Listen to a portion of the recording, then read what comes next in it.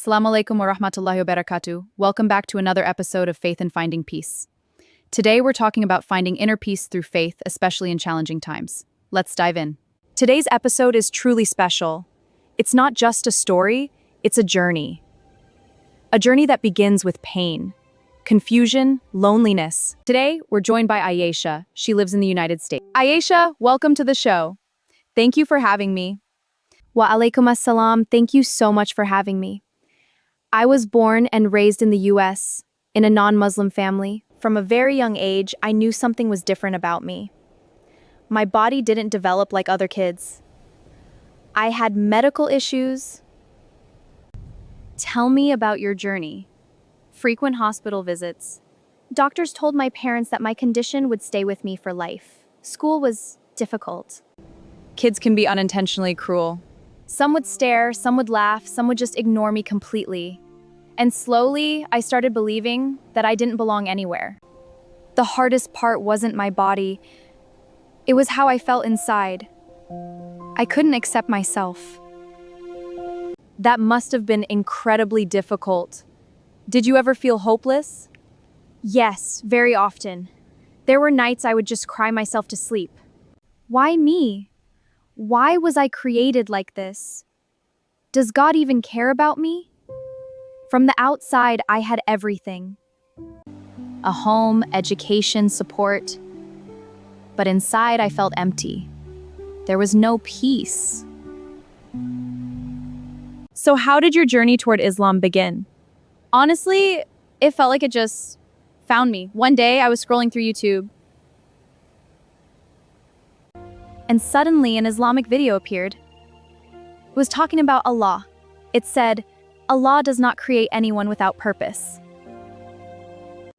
And for the first time in my life, I paused. I thought, what if my life actually means something?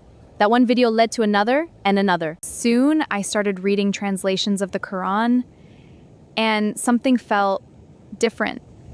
It felt true.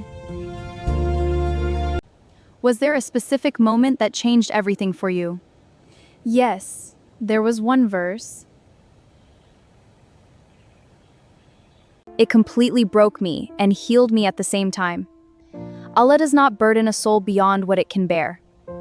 When I read that, I just cried. I just cried. Because for the first time, I felt understood. It was like Allah was speaking directly to me, telling me, "You're stronger than you think, and I chose you for this." Accepting Islam must have been a big step. Was it easy? Not at all. My family didn't understand. They were confused, even upset. And then, one day, I took my Shahada.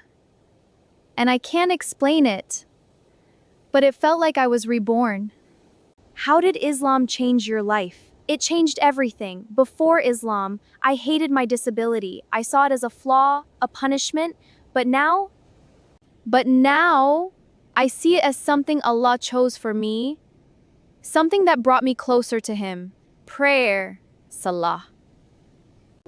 It gives me a peace I never knew existed, even when I'm alone. I'm not really alone anymore, because Allah is always with me. What message would you like to give to people who are struggling right now?